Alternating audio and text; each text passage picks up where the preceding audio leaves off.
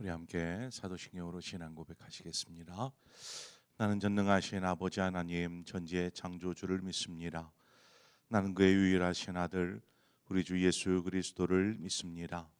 그는 성령으로 잉태되어 동정녀 마리아에게서 나시고 본디오 빌라도에게 고난을 받아 십자가에 못 박혀 죽으시고 장사된 지 사흘 만에 죽은 자 가운데서 다시 살아나셨으며 하늘에 오르시어 전능하신 아버지 하나님 우편에 앉아 계시다가 거기로부터 살아있는 자와 죽은 자를 심판하러 오십니다.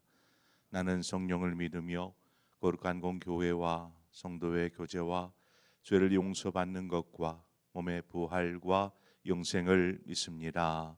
아멘. 우리 함께 찬송가 435장 나의 영원하신 기업 생명보다 귀하다. 우리 찬송가 435장 우리 함께 찬송하도록 하겠습니다. 435장입니다.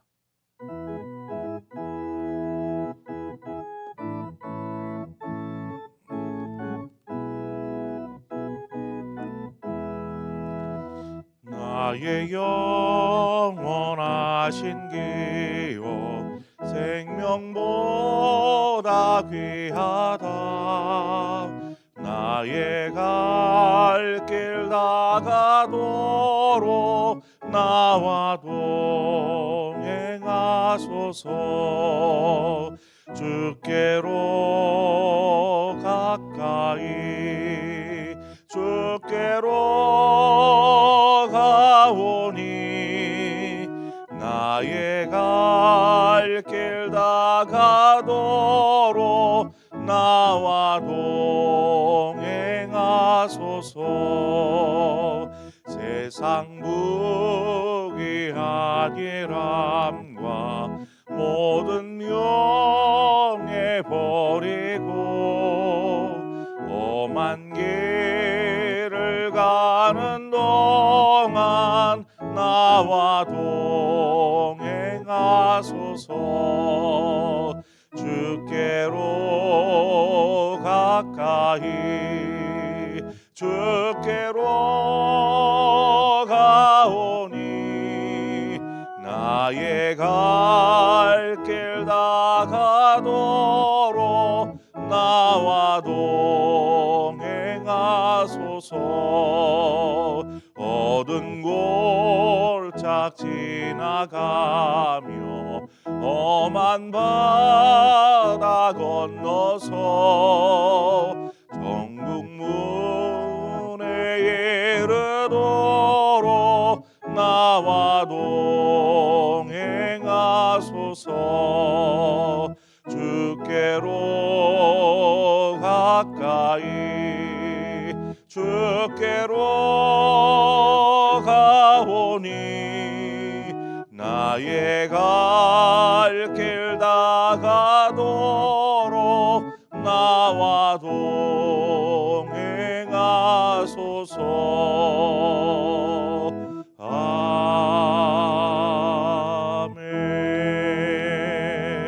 아멘. 하나님 말씀 보겠습니다. 열왕기상 21장입니다. 21장 1절에서 16절의 말씀까지 우리 한 절씩 교독해서 보겠습니다. 열왕기상 21장 1절에서 16절의 말씀입니다. 한 절씩 교독해서 보겠습니다. 그 후에 이 일이 있으니라. 이스라엘 사람 나봇에게 이스라엘의 포도원이 있어 사마리아의 왕 아합의 왕궁에서 가깝더니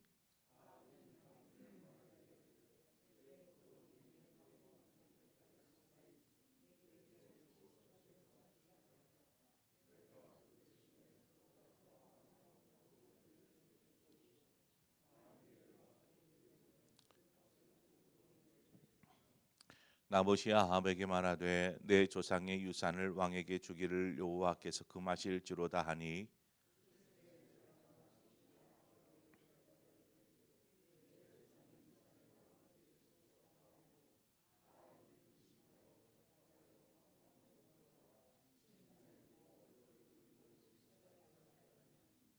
그의 아내 이세벨이 그에게 나와 이르되 왕의 마음에 무엇을 근심하여 식사를 아니하나이까.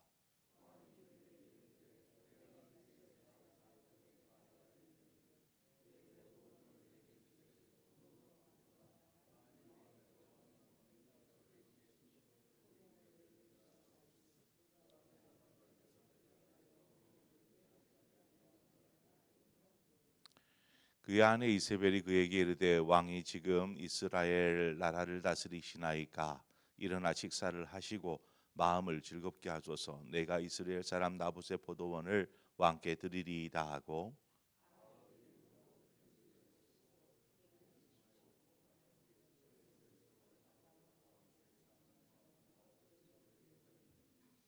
그 편지 사연에 이르기를 금식을 선포하고 나봇을 백성 가운데에 높이 앉힌 후에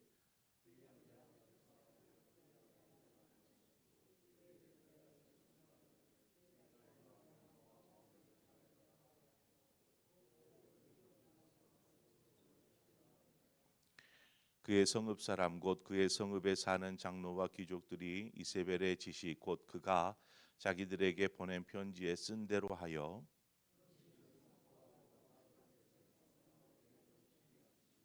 때에 불량자 두 사람이 들어와 그의 앞에 앉고 백성 앞에서 나봇에게 대하여 증언을 하여 이르기를 나봇이 하나님과 왕을 저주하였다 하매 무리가 그를 성읍 밖으로 끌고 나가서 돌로 쳐 죽이고,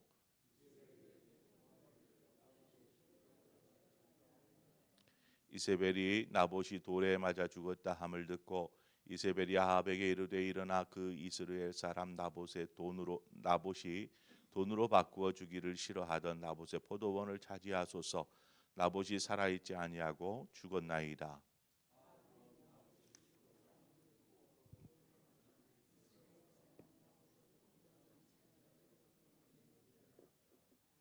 아멘.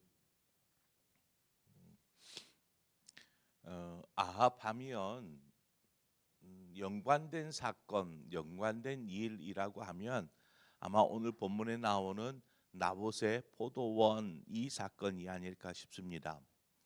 이스라엘 사람 나봇에게 포도원이 하나 있었고 나봇은 그 포도원을 가꾸는 농부였습니다. 이 포도원은 자신의 조상 대대로 물려오던 그러한 땅이었지요. 이스라엘 지역은 사마리아에서 대략 한 40km 정도 떨어진 곳입니다. 그곳은 이제 평원에 자리하고 있는 곳으로서 경치가 너무나 아름답기로 소문난 곳이었습니다. 뿐만 아니라 그곳에 그 포도 농사를 하는 곳이 굉장히 많은 지역, 이곳이 바로 이스라엘 지역입니다. 지금 거기에서 왕궁과 가깝다라고 하는데 이 왕궁은 수도인 사마리아 안에 있는 왕궁이 아니고 아합 왕의 별궁이라고 이야기하면 좋을 것 같습니다. 아합의 별궁. 아합은 이제 왕궁에서 일을 하다가 때론 휴양차 이 별궁에 와서 쉼을 갖고 또 넓은 포도밭과 또 더불어서 경치들을 보면서 쉼의 시간들을 갖습니다. 그런데 어느 순간부터인가 자신의 눈에 저 포도원을 내가 갖고 싶다 하는 욕심이 생기기 시작한 것입니다. 그래서 포도원의 주인이 나봇인 것을 알고 나봇에게 저거 나에게 팔아라 이렇게 요구하고 있죠. 그러나 나봇은 아니 저것은 우리 조상 대대로 내려오던 유산이고 이것을 내가 관리한 후에는 뭐 내 자손에게 유산으로 넘겨주어서 그렇게 유업이 되게 할 것인데 당신에게 팔 수 없습니다. 이건 하나님이 원하지 않는 것입니다. 이렇게 이야기를 하면서 거절하죠. 하나님은 토지에 대해서 땅에 대해서 율법을 정하셨습니다. 레위기 25장 23절에 보면 토지는 영구히 팔지 말 것은 토지는 다 내 것임이니라 너희는 거류민이요 동거하는 자로서 나와 함께 있느니라 이렇게 말씀하고 있습니다. 하나님은 땅에 대해서 땅에 대한 의미가 무엇인가를 이제 설명하고 계시는데, 땅은 다 하나님의 소유, 하나님의 것이다라고 말씀하고 있습니다. 그래서 땅은 하나님의 것이기 때문에 뭐 그 땅을 영원히 팔 수 없다라는 것이 이 율법이었습니다. 뭐 영원히 팔 수 없다라는 것은 없습니다. 팔 수 있습니다. 이스라엘 율법에도 팔 수 있습니다. 무슨 부득이한 사정으로 돈이 필요해서든 어떻게 해서든 이 땅을 누군가에게 매매할 수는 있습니다. 그러나 토지가 누군가에게 매매가 되더라도 희년이 되면 다시 원래의 주인에게로 그냥 돌아옵니다. 뭐 돈을 주고 뭐 어떻게 가고 아니라 그냥 희년이 딱 선포되어지는, 희년의 나팔 소리가 울려 퍼지면 그 땅은 다시 원주인의 것이 되어 버립니다. 그래서 땅은 영구히 그 유산으로서 자손에게 물려주게 되어 있는 것입니다. 자, 그러면 하나님께서 이렇게 땅에 대해서 이렇게 하라라고 하신 의도가 무엇일까? 왜 하나님은 땅을 이렇게 누군가에게 영구히 유산으로 계속 대대로 물려지도록 이렇게 하신 것일까요? 사람은 그저 이 땅에 와서 잠깐 살다가 뭐 잠깐이잖아요. 떠나가는 거류민입니다. 성경에서도 말하같이 거류민. 그런데 오늘날에 있어서 땅은 어떻습니까? 부동산. 이것은 자신의 자산이 되지요. 그래서 땅이 재산이다 보니까 많은 땅을 차지하면 소유가 재산이 늘어나는 것이죠. 그래서 많은 땅을 차지하려고 애를 씁니다. 그러나 결국 죽음을 맞이할 때 그 넓은 땅은 자신에게 아무런 의미가 없습니다. 땅덩어리가 큰 넓은 땅을, 그 땅의 문서를 소유하고 있은들 죽음 앞에서는 그게 아무런 의미가 없더라는 것이죠. 뭐 그렇습니다. 자신의 자손에게 좀 넉넉한 유산으로 남겨줄 수 있을지 모릅니다.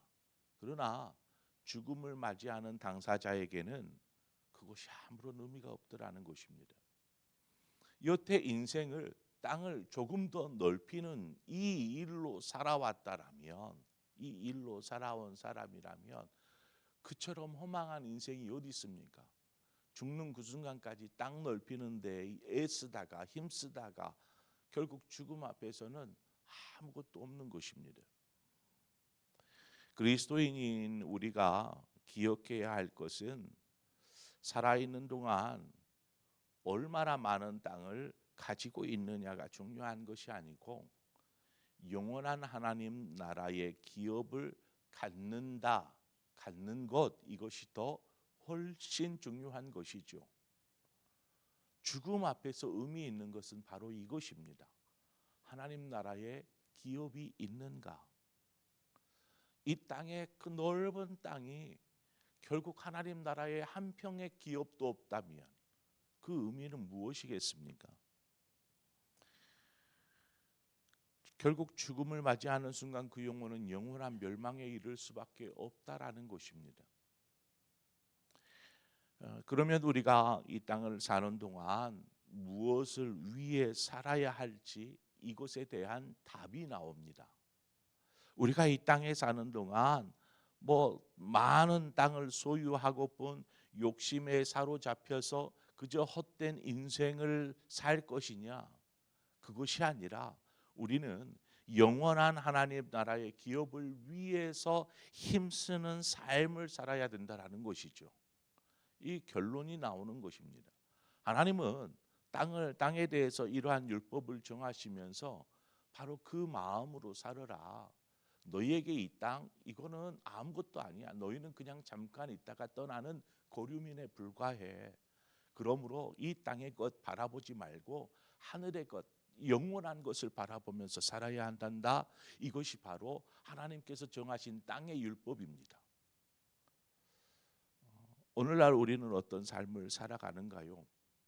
여전히 그래도 많은 땅을 차지해야 좀 마음도 편안하고 많이 있으니까 넉넉하고 또 자식들에게 물려줄 것도 있고 이 생각하면서 그냥 무던히 조금 더 어떻게 하면 넓힐 수 있을까? 크게 할 수 있을까? 이거 생각하다가 그냥 인생 끝나는 것이죠. 지금 나봇이 소유한 포도원은 하나님께서 나봇에게 주신 기업으로 그것은 이제 후에 자손에게 물려주고 이제 떠나야지요. 자손에게 물려주고 떠나야 할 것입니다.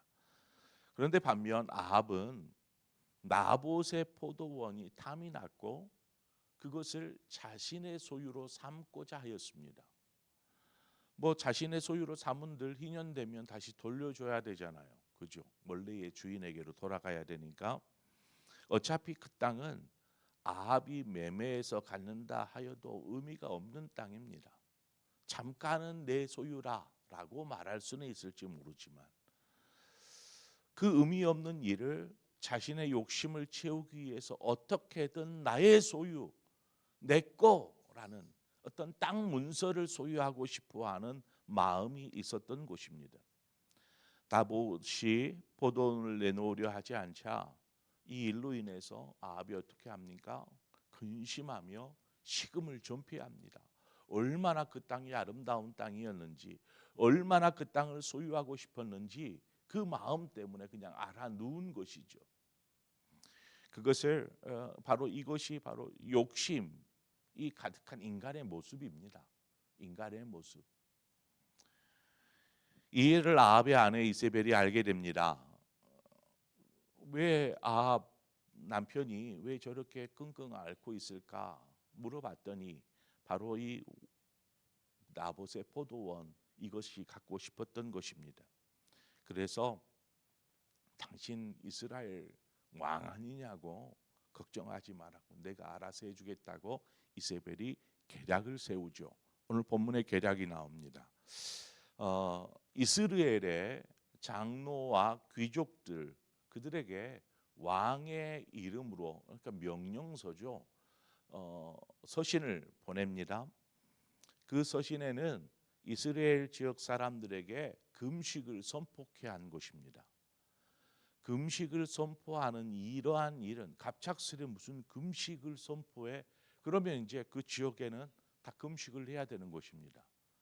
그러면 금식을 선포한다라고 할 때에 어떤 때 금식을 선포할까요? 이렇게 공적인 금식을 선포할 수 있습니다. 그런데 금식을 선포할 때는 아무 때나가 아니라 국가적 재난이 일어났을 때, 큰 범죄 앞에 있을 때 이 공적인 금식을 선포할 수 있습니다.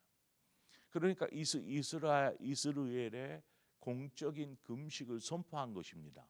그 말은 이스라엘의 어떤 뭐 큰 재난이나 어떤 문제가 있는 것이죠.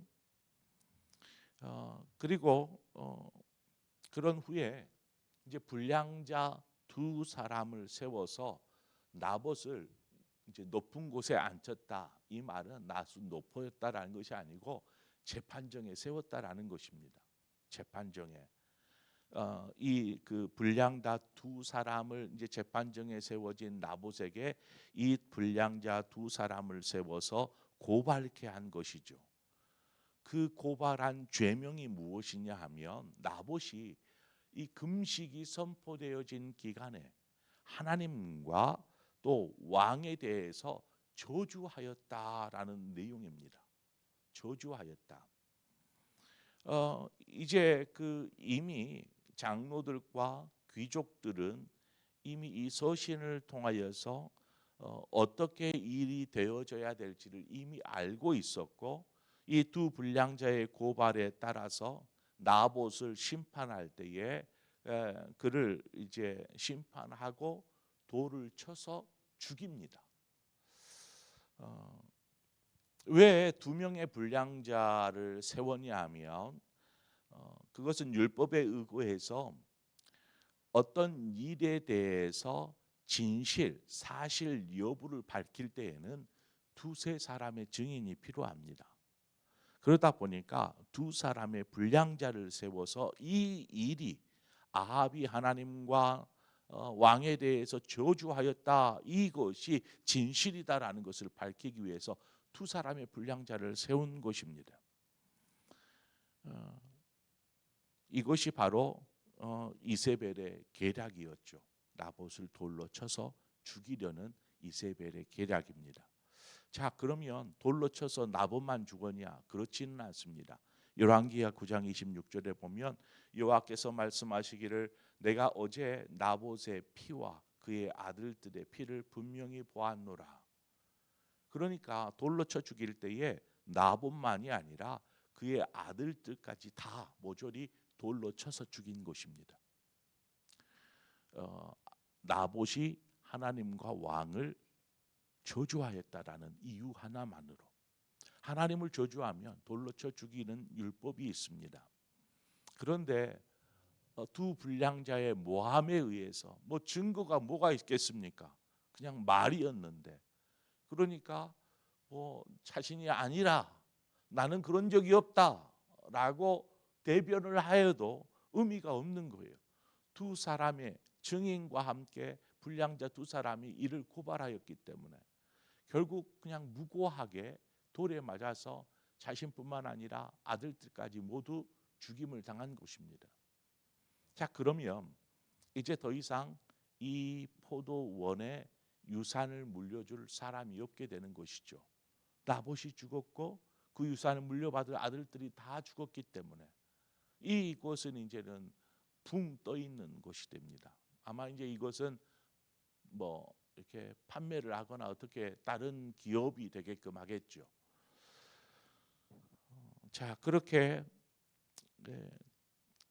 남자들이, 이 나봇 집안의 남자들이 다 죽자 주인 잃어버린 포도원을 아합이 자연스럽게 그것을 굽고 자신의 소유로 삼게 됩니다.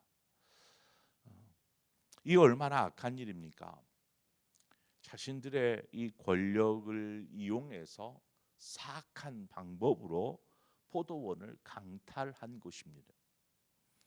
하나님은 분명 아합을 심판하시기로 우리가 앞서 살피지 않았습니까? 너가 왜 하나님께서 멸하고자 하는 이 베나닷을 안전히 살려주고 보내었느냐? 너가 정말 하나님을 알게 하기 위해서 이 일을 행하셨는데 네가 정말 나의 뜻, 나의 마음을 아느냐? 내가 너를 멸하겠다. 너에게 대신 생명을 취하겠다라고 하나님은 아합에게 심판을 경고하였습니다. 그러나 뭐 그러한 심판조차도 처음에는 두려움과 근심 속에서 왕궁으로 떠나지만 시간이 지나니까 뭐 그런 거 다 잊어버리고 여전히 눈에 불을 밝히고 욕심을 부리고 있는 것이죠. 저것도 내 것, 이것도 내 것, 다 내 것 삼고 싶어하는 이 아합의 그 인간의 야욕, 욕심들을 우리는 오늘 보게 됩니다. 그러나 우리가 이 사건을 통해서 아합이 이 땅에서 아무리 아름다운 땅을 빼앗아 차지했다 할지라도 영원한 하나님 나라의 기업을 얻지 못하는 결과를 가져오는 것이죠. 즉 영원한 하나님의 심판 가운데서 떠나지 못하게 되는 것입니다.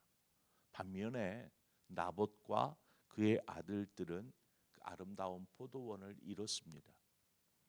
그러나 더 아름다운 영원한 하나님 나라의 기업을 물려받았다라는 것, 우리가 이것을 기억하면서 이 땅의 그 어떤 곳보다도 하나님 나라의 기업, 찬송했던 것처럼 나의 영원하신 기업, 생명보다 귀하다. 이 땅의 어떤 것이 아니라 영원한 하나님 나라의 기업을 이어가는 저와 여러분의 삶이 되어지기를 바랍니다. 자녀들에게 자손 만대로 내 소유의 부동산을 잘 남겨주는 사람이 아니라 영원한 하나님 나라의 기업을 자손 대대로 물려줄 수 있는 믿음의 명문 가문을 이루시기를 바랍니다. 시간 함께 기도하겠습니다.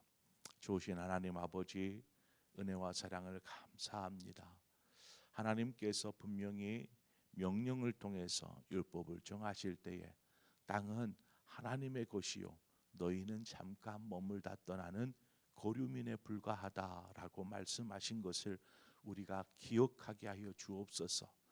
이 땅의 것이 이렇게 중요한 것이라고 왜 이런 욕심을 부리면서 더 많은 것들을 소유하려는 마음으로 그렇게 열심히 달려다가 죽음을 맞이하는 헛된 인생, 허망한 인생을 우리는 살아갑니다. 자식들을 위하는 마음으로 그렇게 했을지 모르지만 정말 그것이 자식을 위한 마음이겠습니까?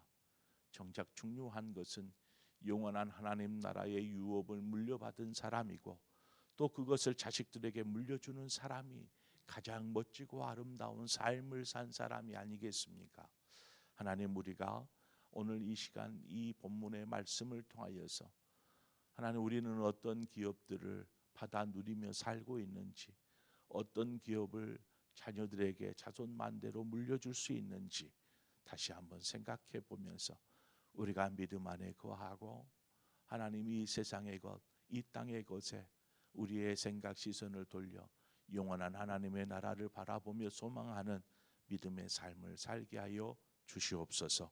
예수님의 이름으로 기도합니다. 아멘. 오늘 주신 말씀과 같이 하나님, 우리가 이 땅의 어떤 것들을 그거 갖고 싶은 욕심 있을 수 있죠. 더 넓은 집, 더 넓은 땅, 더 많은 재산, 그거 중요하죠. 그것들을 차지하려고 인생을 허비하다가 결국 헛된 인생으로 영원한 나라의 기업이 한 평도 없다라면 그런 인생 사는 것이 무슨 의미가 있겠습니까? 하나님, 우리가 하나님 나라의 기업을 소망하고 그 기업을 위해서 사는 삶이 되게 하여 주시옵소서. 우리 그런 마음으로 우리 함께 우리의 신앙을 위해서 기도하고 또 우리 자녀들에게도 넓은 땅, 그 많은 자산 유업으로 눌려주는 것도 중요할지 모르지만 그보다 더 중요한 것은 믿음을 기업으로 물려줄 수 있는, 그래서 하나님 나라의 기업이 있게 하는 것이 부모의 가장 큰 중요한 의무요, 그것이 유산인 줄 믿습니다.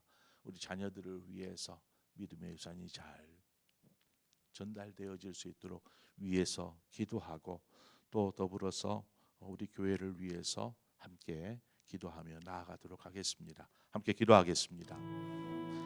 좋으신 하나님 아버지, 은혜와 사랑을 감사합니다. 오늘 이 시간에도 비가 오지만 주의 성전을 찾게 하시고 하나님 앞에